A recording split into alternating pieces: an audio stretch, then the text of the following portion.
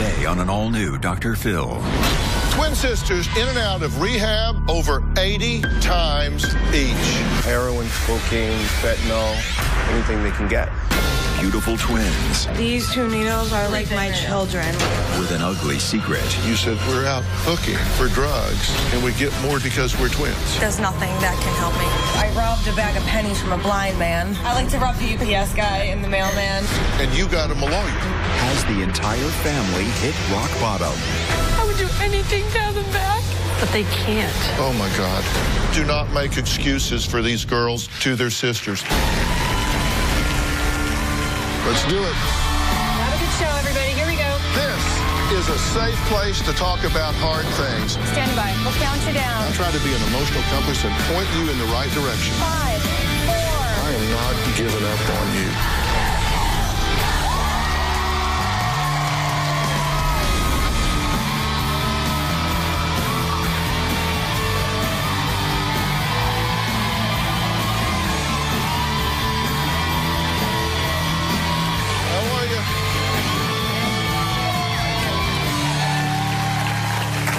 Well, twin sisters Talia and Alyssa are identical in every way.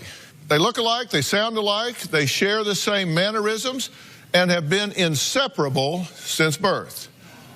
But there's something else identical about these twins.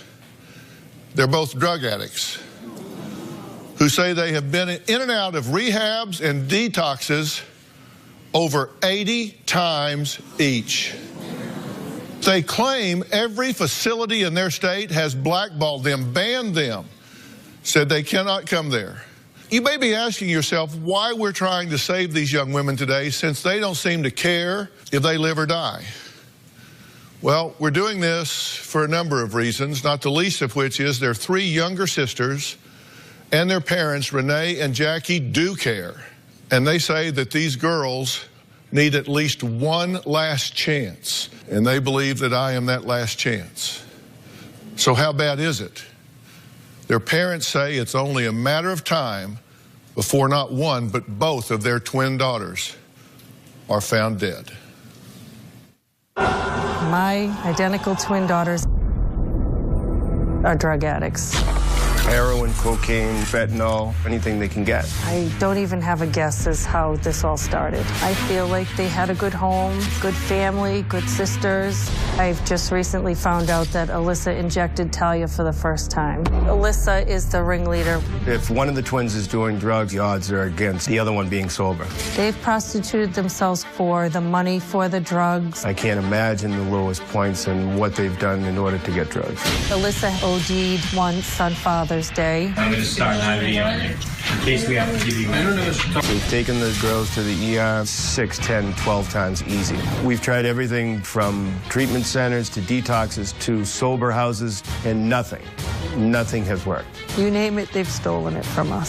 Cell phones, headphones, endless amounts of money. Talia was arrested for stealing. The last straw was she stole my 16-year-old daughter's school iPad. I put locks on these doors here because of Talia and Alyssa.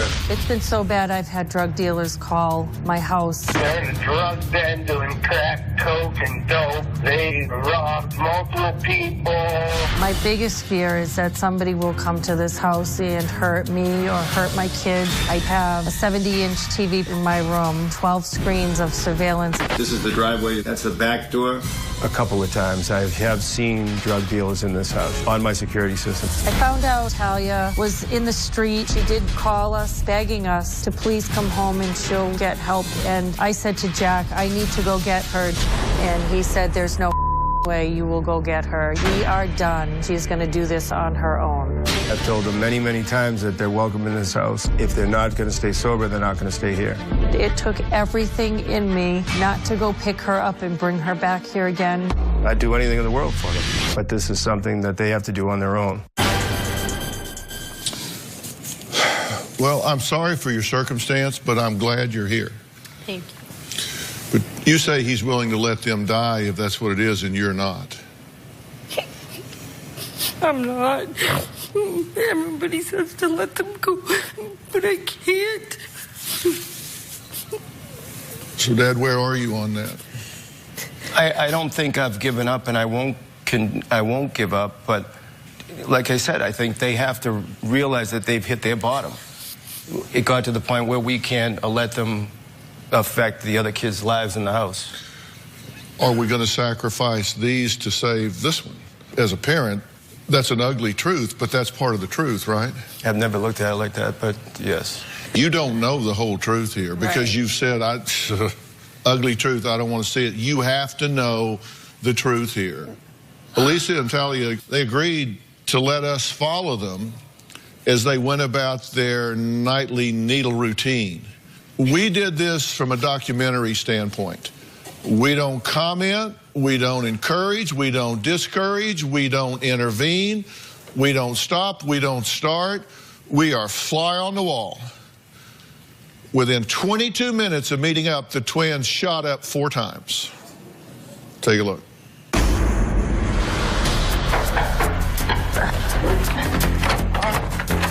Hey, open this bag. I'm getting water. Dying crash right now. I've done this all day. Okay, I need to tell you. I always go after her because she's spoiled. I have no veins left. It's always messy. Disasters. And actually that light helps me find the veins.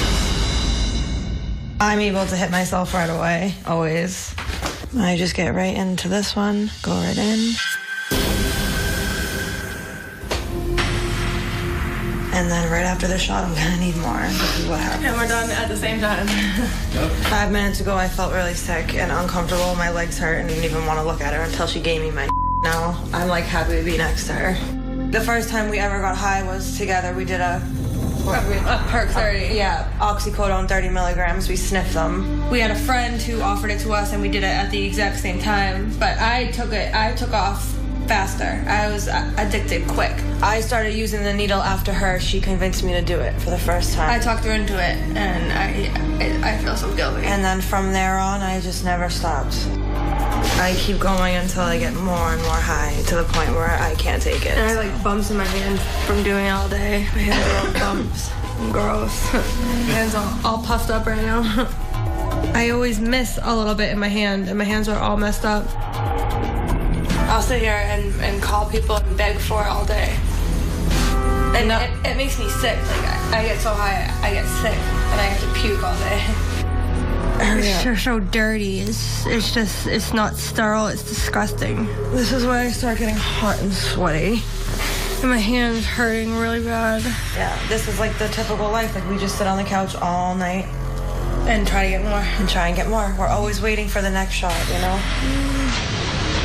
Yeah, right there. All right, I need to make my shot now. Ow. Nothing can stop us from getting high, ever. I'm more aggressive with it. I'll shoot it anywhere. I'll shoot it in my feet if I have to. My friend died of a heroin overdose and I did it in the bathroom of his wake. Like, you do it anywhere, anywhere.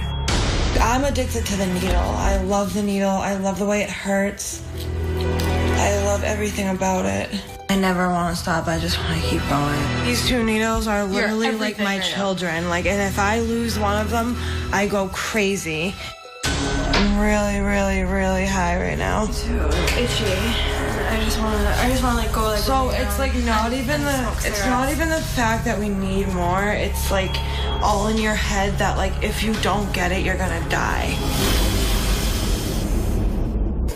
So what's your reaction?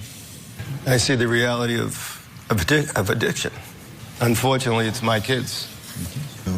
Alyssa's boyfriend / drug dealer doesn't want Talia there because she steals. He's even had to put cameras in the bedroom because Alyssa steals from him. So even the drug dealers are putting up security cameras to keep the girls from stealing from them. And they don't have money, so they're eating out of dumpsters. But you give them money. I give her food. I will take her to the grocery store and give her some food. To me, giving her food is not the same as giving her money. But you know she'll take that food across the street and return it and get money back for it, right? No. Mom, these girls have one currency, that's drugs. They're not even allowed in our house anymore. Okay, I gotta know when they come out here and I start talking to them that you've got my back. I got your back, your lap, your chair. All right, next, the search for drugs did not stop once the twins got to L.A. Let me tell you, you have to understand what we're dealing with here. We're going to meet them after the break and hear how they got high in Hollywood.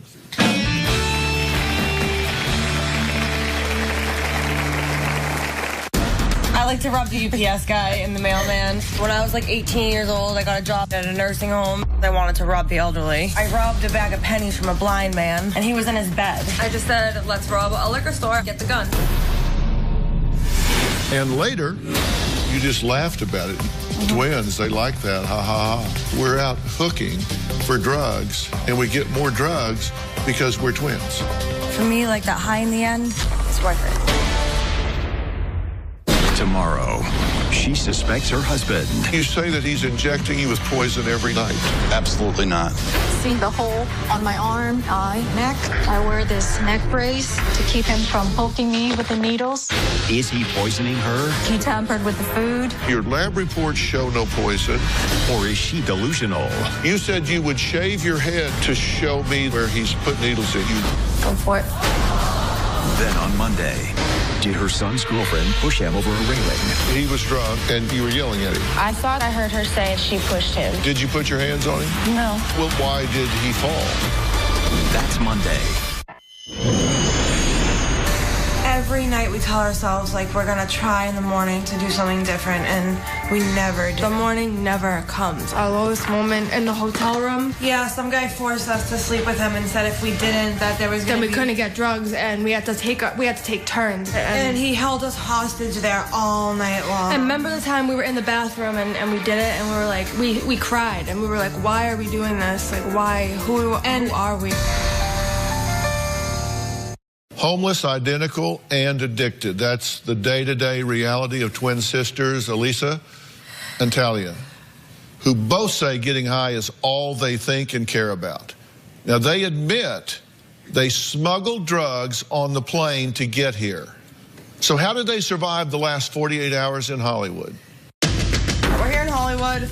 We've been searching for needles all day. This is all we have left from what we saved from Boston. Trying to make it so it's perfectly even, because we only have a tiny bit left. I'm in. Thank God. I'm done. I'm good. Now I'm calm. It's in. And we're good. Feels so much better. But now the only problem is we have nothing left. So we need to go hustle on the streets of Hollywood. And we can do it. We need to find people who look homeless, or we're gonna go to an AA meeting or an NA meeting and try to find people who don't look sober and ask them where they got their and we're gonna obviously look cute because we can manipulate any man. We get dressed up and we go find drugs. We need to go hustle. Okay, so we couldn't find heroin in California, so what we found... We went out and we found crystal meth. We have some crystal right here. And this is my first time doing it, so I'm really scared. I don't know how much to do. Do it. Okay.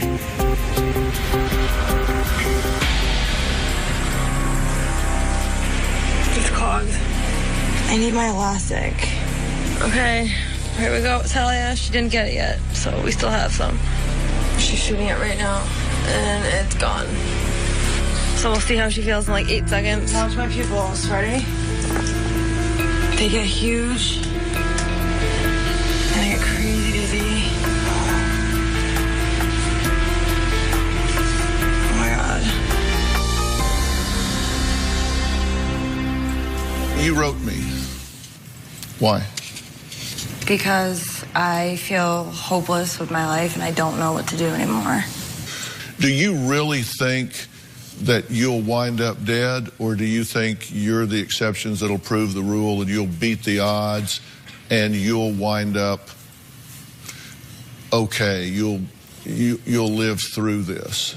There's times where I say, like, I don't mind if I overdose and die. Or I'll say, maybe if I go to rehab, I'll learn how to be a better drug addict. Because How I about think we're you? invincible. I see it as you're afraid to live and not afraid to die. Yeah. And it's like an everyday, every half hour, you know that it could kill you. How long has it been since y'all shot up, had any kind of drugs at all? An hour. What did you have this morning? A lot of meth, and we've been awake for 6 days. Really scary. How did you get it? I walked around and I asked people, and we found it instantly. And they just gave it to you? I sold a phone that a friend had just bought me. And you've just been in detox, right? I just got out of detox a couple of weeks ago. The split second you got out, you gave her drugs. Yes. I didn't want to, but I know how it feels to be sick and want them. But she had just been through detox. She wanted them though. So how do the twins get money for the drugs they need to keep from going into this withdrawal, getting sick? Well, I'm going to let them tell you. Take a look at this. Usually we always find drugs together, find money together, find ways and means to get money together. I have some stuff here that I stole out of people's cars. Phones, iPods. I was with someone and we had an idea. I just said, let's rob a liquor store. I know a perfect one. You're gonna do it. Get the gun. We got the rifle. He cocked it. He put a mask on. He put a mask on and he went in the liquor store and he robbed the liquor store blind. And he ran out, threw all the cash at me, and we started driving. And we were counting the money on the way to the dealer. Didn't even think about what just happened. Now the person that I did it with has been sitting in jail for 3 months while I'm getting high. So I just feel like I'm kind of invincible until I get caught. When I was 18 years old, I got a job as a home health aide at a nursing home. I wanted to rob the elderly, which sounds crazy, but elderly always have money. Anything valuable, jewelry, cash, checkbooks. I robbed a bag of pennies from a blind man, and he was in his bed when I was in there. I got caught. My dad got me a really good lawyer, and I only got a month in jail and 18 months probation. We just keep getting away with it. From our family's house, we've stolen piggy banks, computers, iPads, TVs. I like to rob the UPS guy and the mailman. And we'll see a mailman leave a package and we'll take turns and we'll run up the stairs and we'll grab the package and we'll run back out, and we can't wait to open it because sometimes there's stuff of value from the UPS man, and then we can sell that to our drug dealer. You were involved in armed robbery at a liquor store. Yes. Armed robbery, federal mail. You do understand these are felonies and federal crimes, right? Yes. When you got busted in the nursing home, you got caught. Yep. And you got him a lawyer. Yes, I got him out of it. Which one of you stole the necklace off your grandmother's urn? I did. I know it was both, because we both went to sell it.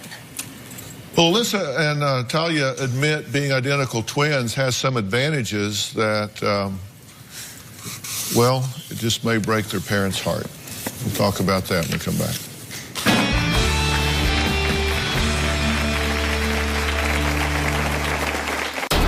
Being identical twins, it's double the money, double the drugs, double the men.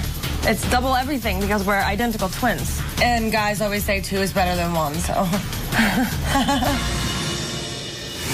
And later, you'll miss your sisters? I would do anything to have them back. But they can't. Please do not make excuses for these girls to their sisters. This February, more emotion, more surprises, more drama, and we're just getting started.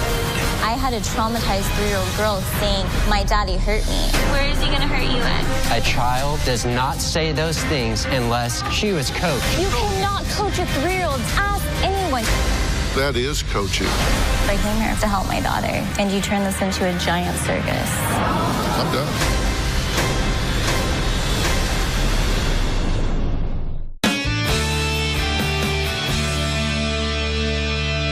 The twins admit that thievery and manipulation aren't the only ways they score money for drugs.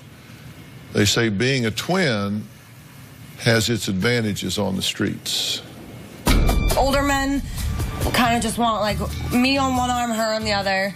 Younger men, like, they want quick. Yeah, get in and out. Twins. Yeah. But the older men are more arm candy, and the younger guys are the drug dealers. It's more, come in and sleep with me, and we'll help you out. One time we took turns. Like, she would go in the bathroom of the hotel, and I would go in and sleep with him. He'd hand me some cash, and then she'd go out and sleep with him, and then he'd hand her some cash, and then we'd just leave. Normally, I have sex with all the dealers. Give me drugs for sex. I don't even want your cash. Being identical twins, it's double the money, double the drugs, double the men. It's double everything because we're identical twins. And guys always say 2 is better than 1, so. Okay, tell me what your reaction is as you watch your life play down on screen. It's like, is this a joke? Like, I don't understand. Like, literally, this is normal to me. Getting high, being with my twin, manipulating people. Drugs are more important than survival to me. But you just laughed at that. I mean, you just laughed about it. You said, hey, you know, twins, they like that, ha, ha, ha.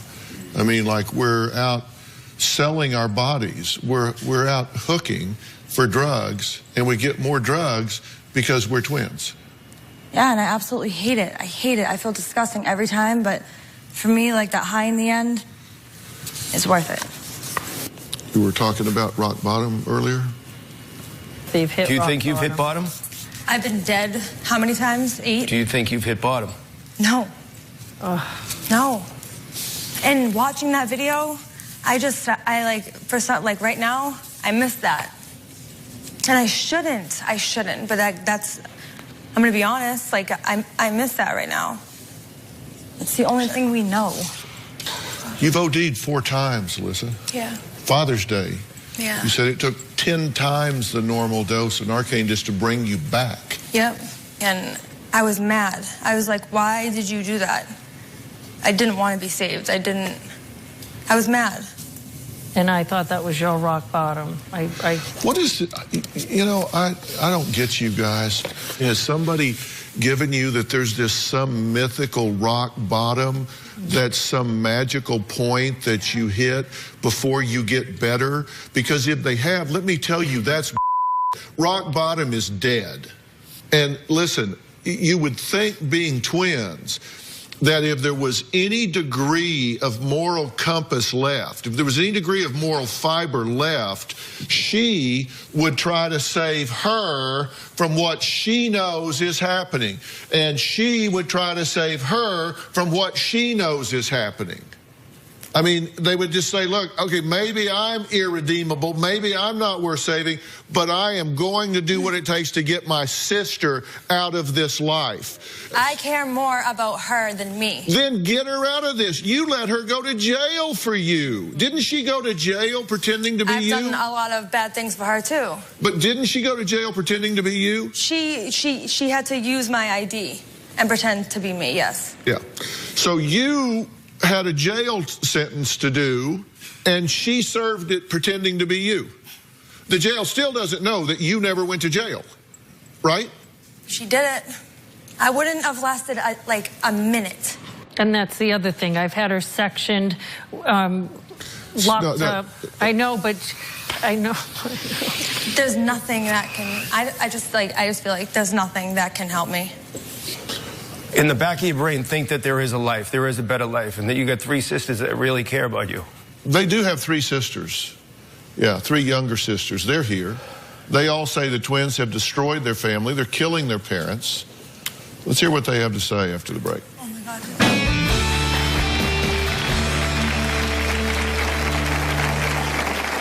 When I talk to Talia and Alyssa, I'm talking to a black hole.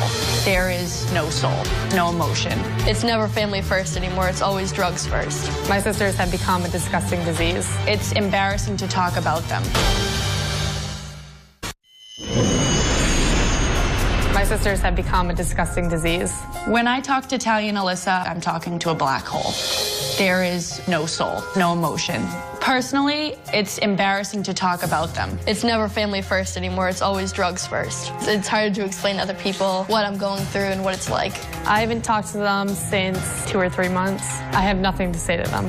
I see Talia and Alyssa as inhumane people. They don't care how they affect other people. They are selfish, manipulative drug addicts. I've seen needles in their closet, hidden in their shoes. I don't like to talk to my parents about it because it's just like, I want to handle it myself, and I know they're stressed about it, so I just don't want them to think that I'm upset.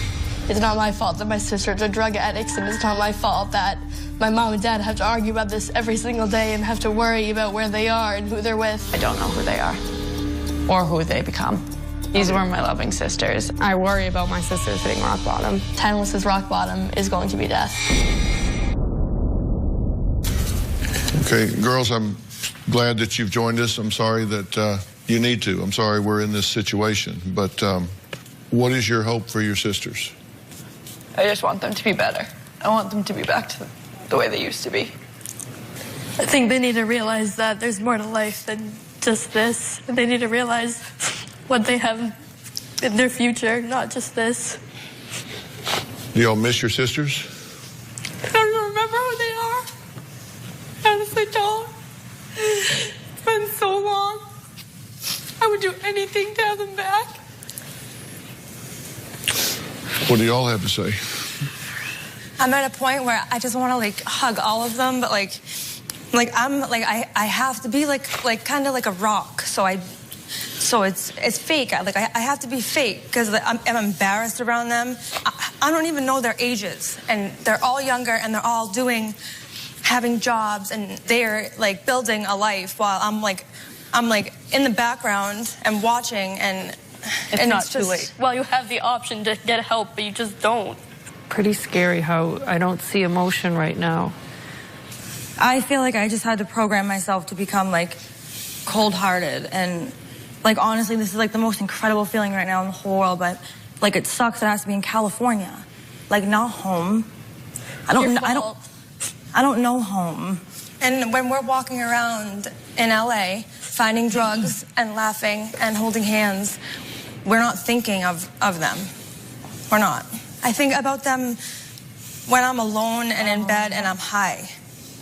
And I already did everything that I had to like do, and then I think about everything. You guys need to get your mindset out of the drugs. You need to start thinking about everyone else and stop thinking about yourselves and how you're going to get the drugs. But they can't. You need to get help. Oh, my God. What? Just stop talking.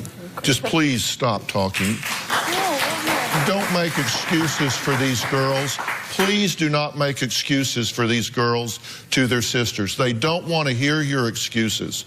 They don't want to hear you apologize for them. They don't want to hear you make excuses for them. They want to hear you stand up and tell those girls that it's time to pull themselves up by the bootstraps, get off their ass, and get in the game. And it's time you grow the up and do it. And my friends, you have to do it. I don't get how this doesn't get...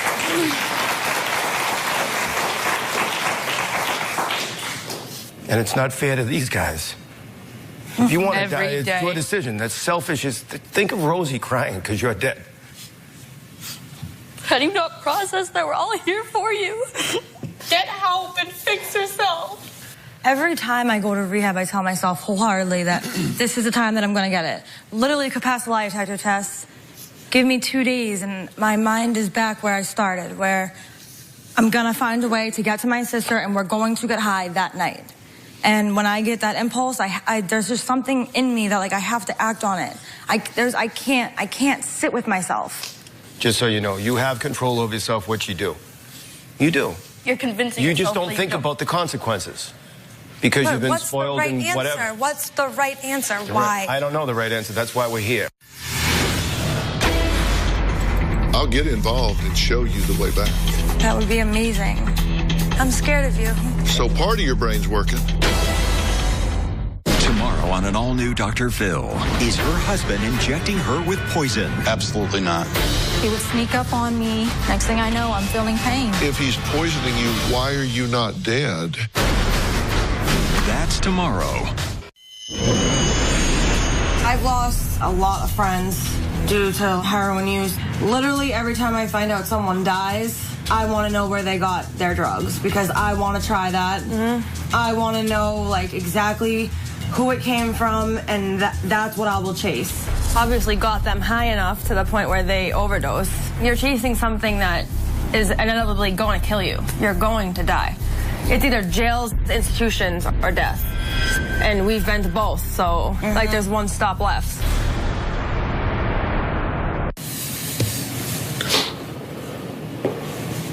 What if there is a way for you to climb out of that life and into this one? Would you do it? Yes, in a second.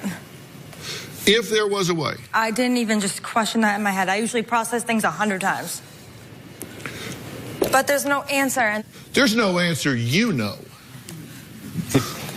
Because let's face it. Yeah, right. Let's face it. Your reasoning and your logic is stunted when you started doing drugs because it changed your brain. Yeah. I've been doing this for 45 years. There's a possibility that I know something about getting from where you are to where you're going that you haven't been introduced to yet. Just a possibility. I'm not saying I do. There's just a possibility. You don't have to want to be sober. You just have to want to. Because right now, you don't want to be sober. And if you tell me you do, you're lying. Because right? I know that I'm going to, like, get sick. Of course. And I know that I'm going to fail again. And I know that I have nowhere to live, so why not? Exactly. That's why I'm not asking you don't want to be sober. I'm just saying you don't have to want to be sober. You just have to want to. And that's a big difference. It's like throughout the whole day, even. We're like, what are we doing? Yeah, but it's usually like when we're high is when we get into these conversations of like, I hate my life. She hates her life. We hate our lives together. We hate being high. We hate the hustle. So let's get high. The only thing we can do in that situation is get high. Because it's your only option, right? Because everybody else, you either steal from, betray, or manipulate. You can't steal from me. You can't betray me because I don't trust you, so you can't violate my trust. And you can't even almost manipulate me. But what I will do, if you want to, I'll get involved and show you the way back. That would be amazing. I'm scared of you. I'm scared of you. Yeah. That's so part of your brain's working. Good. That's perfect.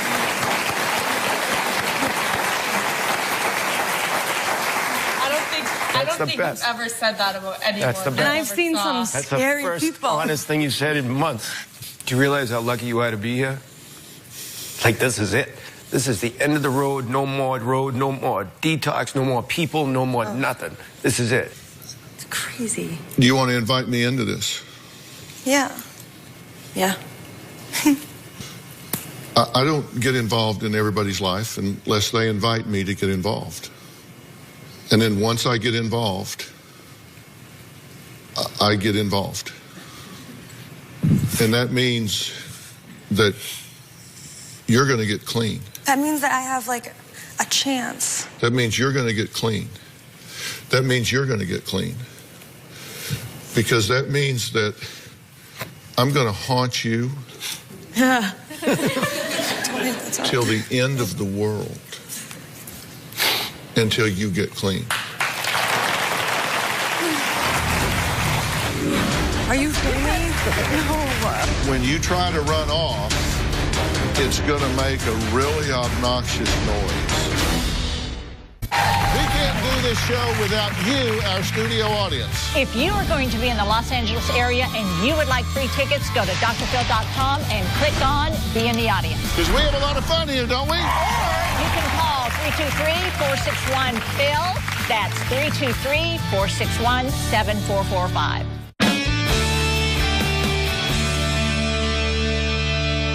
You have to agree with me to follow the protocol that I'm setting up to keep you from sabotaging yourselves.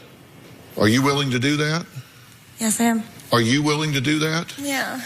This is T.J. Howard right here. He's corporate director for the Origins Behavioral Health Care.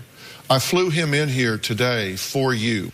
Now, they have a center located on South Padre Island in Texas. They have one in West Palm Beach, Florida, and Vero Beach, Florida. And one is going to be in one place, the other one's going to be in another. And when you get there, you're going to go through a very thorough, comprehensive evaluation.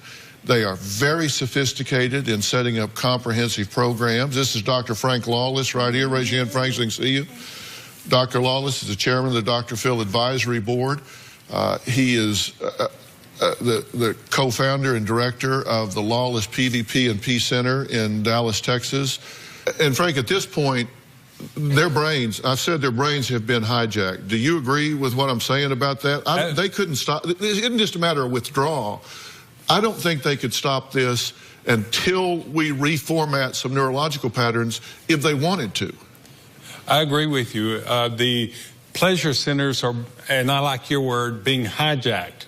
So consequently, we have to begin there at that deeper level beneath the cortex level that to be able to change these brain patterns so that your pleasure centers can be activated in the most positive way. Now, you're going to need medical supervision immediately, or you're going to go into withdrawal. So I also flew nurses in here to help you and accompany you to where you're going.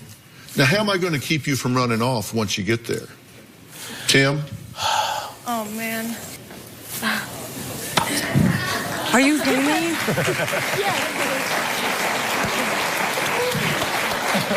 No. You're going to wear these, and they're going to have the GPS tracking units.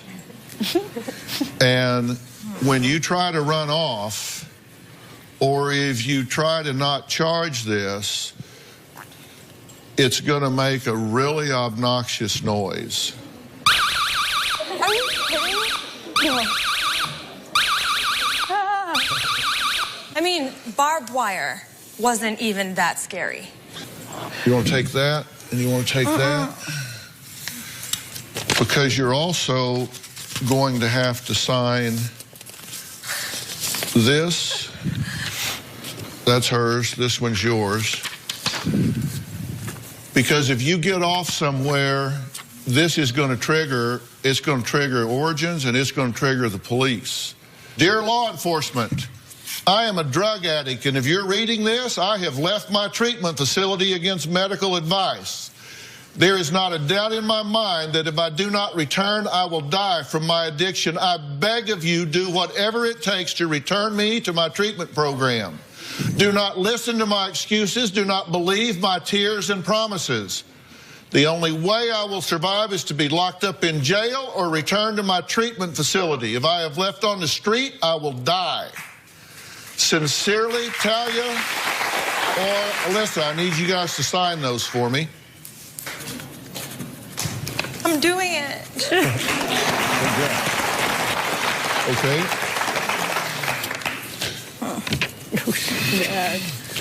Don't steal my pen.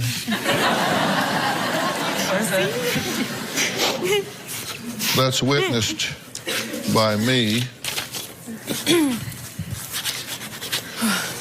Okay, I would like Petra and Rocco on stage to install these devices, because this starts now.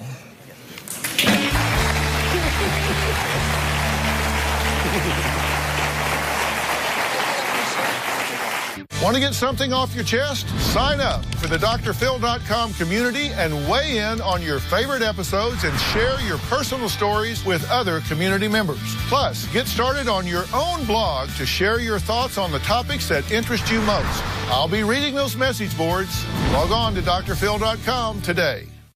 Talia and Alyssa have agreed to go to treatment, and we have secured their ankle bracelets. And you will be accompanied by attendants from your respective facilities and the nurses that will be helping you because, as I say, there's no virtue in getting sick and going back, so we'll be helping you to medically manage that. You will also be accompanied by someone else should you decide that you want to take a flyer even before you get on the flight. He is an off-duty LAPD officer. 16 months ago, Amanda and her two sisters, Valine and Tiffany, sat on this stage, all three dangerously addicted to heroin. Well, I am proud to say all three sisters are still sober and doing great. Here they are. Amanda, it's so good to see you. Hey, Dr.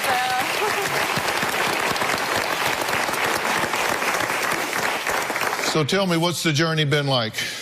I mean, it hasn't been easy. I literally sat in that chair next to my two best friends. We were killing each other. I was addicted to the needle. How am I not going to stick a needle in my arm every day? Like, I'm telling you, like, it's possible. I'm sitting here. I haven't stuck any substance in my body in 16 months. It's possible.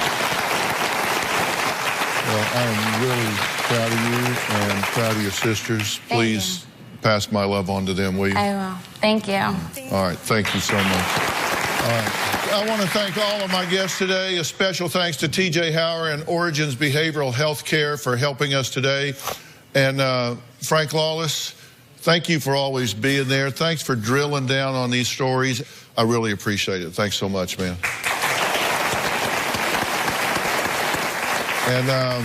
And Bernard, thank you for making sure these girls get on that airplane like they need to be. Oh, man. Thank you for being here today. So long.